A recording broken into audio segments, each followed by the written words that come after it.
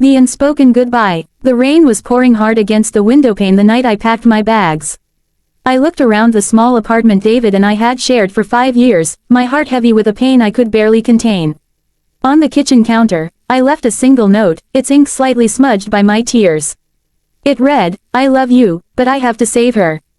David didn't know it yet, but our lives were in imminent danger because of a debt my estranged father had owed to some very dangerous people. They had threatened to harm our 2-year-old daughter, Lily, if I didn't vanish completely and cut all ties. To keep David safe from the crossfire, and to protect our little girl, I had to do the hardest thing a woman could ever do. I had to disappear without an explanation. When David came home that evening, expecting a warm dinner and his family, I was already gone, swallowed by the shadows of a new identity in a distant city. For 10 long, agonizing years, the silence between us was an open wound. I raised Lily in a quiet, coastal town, constantly looking over my shoulder, changing my name, and living a life of quiet isolation. Every milestone Lily hit, her first day of school, her first lost tooth, her laughter that sounded so much like his, was a bittersweet reminder of the man I had left behind.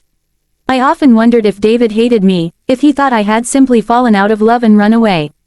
The truth was, my love for him had never wavered. It was the very thing that gave me the strength to stay hidden. I endured the lonely nights by holding on to the memories of his smile, praying that one day, the danger would pass and the truth could be told. 10 years later, the threat that had loomed over our lives finally dissolved when the people involved were brought to justice. For the first time in a decade, I could breathe. But time had moved on, and so had our lives. Lily grew up into a beautiful, independent young woman, and before I knew it, she was planning her wedding. She had met a wonderful man, and as her special day approached, she made a request that made my heart stop. She wanted to invite her father. She had never forgotten him, and through all those years, I had never spoken an ill word about David. I knew it was time. I agreed, knowing that stepping into that venue meant finally facing the ghosts of my past. The day of the wedding arrived, bright and beautiful. The chapel was filled with flowers, laughter, and the soft melody of a piano. I stood near the back, dressed in a quiet, elegant gown, watching our daughter radiate joy in her white dress. And then, the heavy wooden doors opened, and David walked in. My breath caught in my throat. He looked older, with silver hair dusting his temples and lines of sorrow etched around his eyes, but he was still the same David. He took his seat a few rows ahead of me, his eyes fixed on Lily, tears welling up as he saw the little girl he lost now standing as a bride. After the ceremony, during the crowded reception, I stood near the edge of the ballroom, watching him from afar as he shared a dance with Lily. When the song ended, Lily whispered something in his ear and gently pointed in my direction.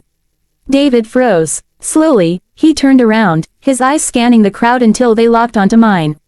The noise of the music, the chatter of the guests, the clinking of glasses, everything faded into absolute silence. He walked toward me, his steps hesitant, as if he were seeing a ghost. When he finally stood in front of me, 10 years of separation stood between us like an ocean. His voice trembled as he spoke my name, asking the question that had haunted him for a decade: "Why did you leave?" With tears streaming down my face, I finally told him everything. I told him about the threats, the danger, and the sacrifice it took to keep him and Lily safe. As the truth unfolded, the anger in his eyes melted into profound grief, and then, into an overwhelming warmth. He didn't yell, he didn't walk away. Instead, he reached out and pulled me into a tight, desperate embrace, burying his face in my shoulder. We had lost a decade, and the pain of the past could never be undone, but in that shared embrace at our daughter's wedding, the healing finally began.